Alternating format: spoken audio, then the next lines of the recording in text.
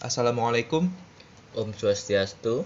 Halo teman-teman, pada kesulitannya mengerjakan soal-soal mata kuliah akuntansi keuangan lanjutan khususnya untuk menyusun laporan keuangan konsolidasi.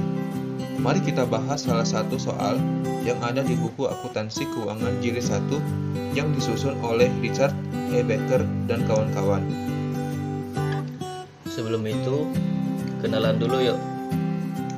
Kami mahasiswa Universitas IPA semester 5. Baru saja menyelesaikan perkuliahan mata kuliah akuntansi lanjutan 1 yang dibimbing oleh dosen kami Ibu Titin Vegirawati SE MSc. Saya Wayan Purna Dan saya Aditya Bintang Pratama. Nah, di sini kami akan membahas soal S3 strip 28 yang ada pada bab 3 entitas konsolidasi dan laporan keuangan konsolidasi.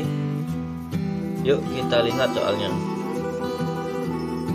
PT Pontia memiliki 100% saham biasa PT Banjar yang diakuisisinya pada tanggal 31 Desember 2000X4 sebesar nilai buku yang mendasari. PT Pontia menggunakan metode ekuitas untuk akuntansi investasi pada PT Banjar. Pada tanggal 31 Desember 2000X6, PT Pontia menjual peralatan dengan nilai buku 85 juta ke PT Banjar seharga 110 juta. PT Banjar membayar 93 juta dan akan membayar sisanya pada tanggal 15 Maret 2000X7. Data neraca per 1 Januari 2000X7 sebagai berikut. PT Pontia kas 50 juta, piutang usaha 110 juta, persediaan 95 juta, bangunan dan peralatan 230 juta, investasi pada saham PT Banjar 140 juta, totalnya 625 juta. Selanjutnya utang usaha 82 juta, utang obligasi 200 juta, saham biasa 180 juta, tanaman modal di sektor tidak ada, saldo laba 163 juta, total kewajiban dan ekuitas pemilik saham 625 juta. Selanjutnya PT Banjar kas 35 juta, piutang usaha 60 juta, persediaan 75 juta, bangunan dan peralatan 105 juta, investasi pada saham PT Banjar tidak ada, total 275 juta, utang usaha 28 juta, utang obligasi 107 juta, saham biasa 50 juta, tanaman modal di sektor 25 juta, saldo laba 65 juta, total kewajiban dan ekuitas pemilik saham 275 juta. Diminta atau soalnya yaitu 1. Buatlah neraca konsolidasi untuk PT Pontia per 1 Januari 2000X7. Mari kita jawab. Untuk pertama, kita mengerjakan jurnal eliminasi. Utang pada piutang sebesar 17 juta. Utang dan piutang kita dapat dari PT Pontia menjual ke PT Banjar seharga 110.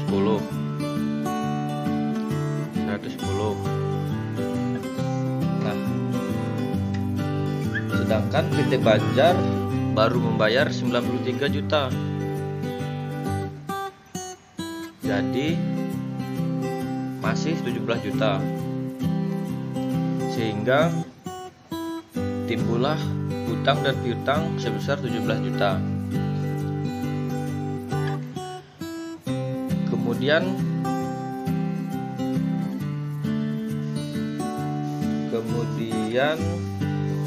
saldo laba pada peralatan sebesar 25 juta.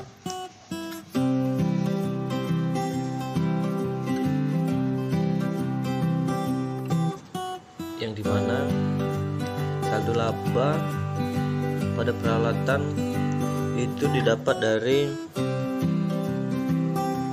penjualan PT Banjar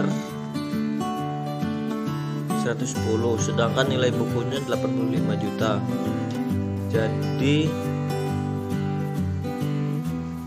timbullah 25 juta.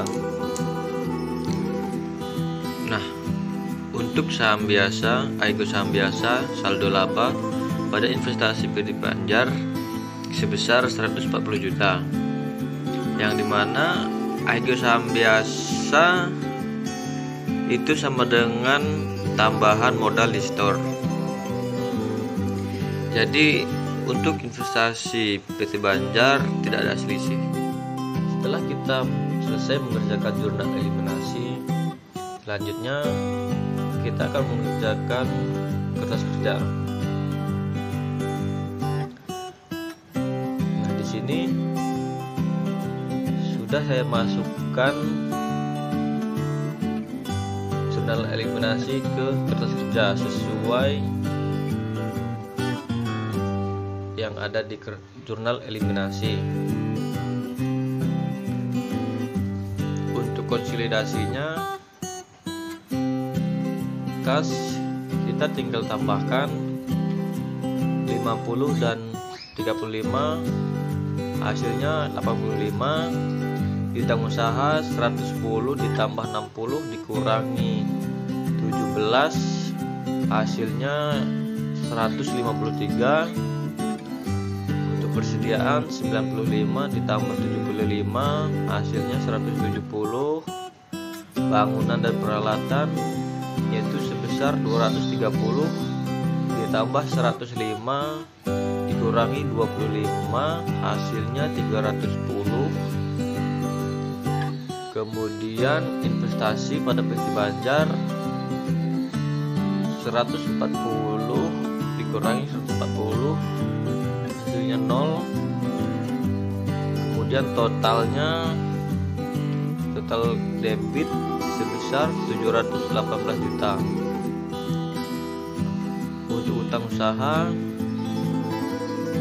82 ditambah 28 kurang 17, hasilnya 93 juta. Utang obligasi 200 ditambah 107, hasilnya 307.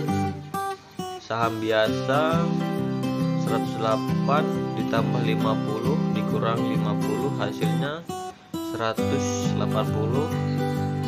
Aigo saham biasa 25 dikurang 25, hasilnya 0. Saldo laba 163 ditambah 65 dikurang 65 dan dikurang 25 lagi, hasilnya 138. Total kredit 718. Jadi untuk konsolidasinya, total debit dan total kredit itu harus balance sebesar 718 juta. Jika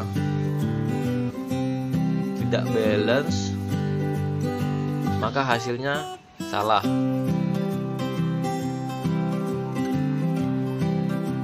Selanjutnya, setelah selesai mengerjakan neraca konsolidasi. Di sini terdapat aktiva dan pasiva. Untuk pengambilan nilai itu kita ambil dari kertas kerja yang konsolidasi. Kas untuk pasif aktiva, kas sebesar 85 juta, piutang usaha 153 juta, persediaan 170 juta, bangunan peralatan 310 juta, totalnya 718 juta. Pasiva, utang usaha 93 juta, utang obligasi 307 juta, saham biasa 180 juta, saldo laba 138 juta, total 718 juta. Nah, di sini untuk mengerjakan neraca konsolidasinya, kita harus menyelesaikan kertas kerja terlebih dahulu. Jika kertas kerja konsolidasinya tidak balance, maka untuk membuat neraca konsolidasinya tidak akan bisa dikerjakan, karena untuk neraca total pasifa dan total aktiva harus balance. Terima kasih atas perhatiannya. Sekian dari kami. Apabila ada kesalahan, kami minta maaf, dan kepada Tuhan kami mohon ampun. Kami ucapkan wabillahi taufiq wal hidayah. Wassalamualaikum warahmatullahi wabarakatuh.